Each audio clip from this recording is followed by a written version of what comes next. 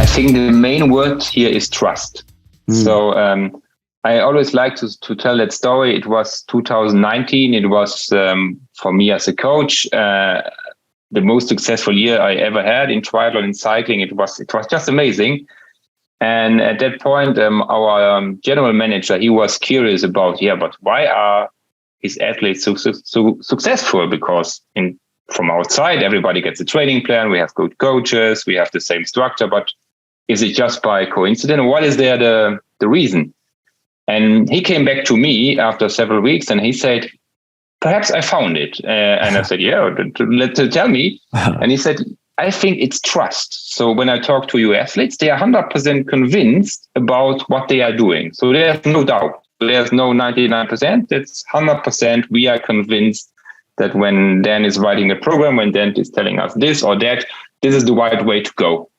And I think that is something when we talk about energy, if you have 100% trust, you don't lose energy about doubts. So you don't doubt about it. You don't think, perhaps I should do 5 more minutes more or less or doing this kind of interval. No, you trust. Perhaps it's even not we all know that there are different ways to arrive to the same target, but to have the trust and to be convinced and just focusing on the program, focusing on what you are doing, I think this already helps to be really successful. And to build up the trust, for sure, communication is key. So if there are questions, you need to have the answer as a coach. If the athletes ask you, why am I doing a 6-minute interval and not a 10-minute interval? You should have an answer on that. So at least an answer that makes sense, and that the athlete said, okay, there's a plan behind it. And this is something what I built up over the years. And that also needs time. It needs also the will to communicate, because I have athletes who they would be happy to don't talk at all for 1 week and just getting the plan and just saying, okay, doing the next week. So they are completely happy. So they would never say, he has no time for me. So no, that's their way of working. And you have some other athletes, they want to call you 3 times a day. And it's also fine.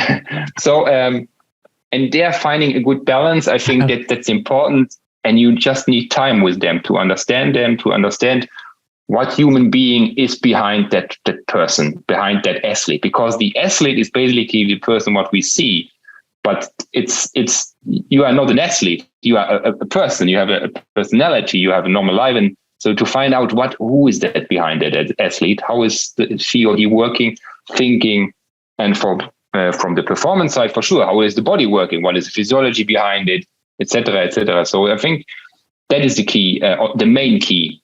And it always comes back to this. So no matter which tool you try, it always comes back to this. When you have a bad relation, when you see that things are going wrong, when you see that trust goes down, and you feel this. So when you athletes ask questions like, but last year we did it like this, or this guy is doing it like that, probably we should change.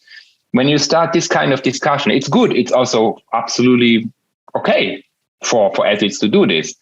But then this is often the moment where you feel now this trust is going slightly away.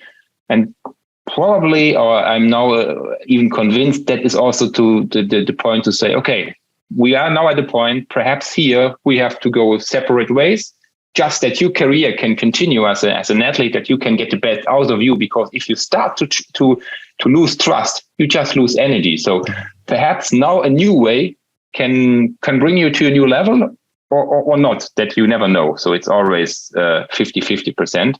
And as a coach, I think it's also important to be aware of that moment and to also be open for that. So it's also here, I learned over the years, it's never something personally, it's just happening in your life. And then it's good to separate.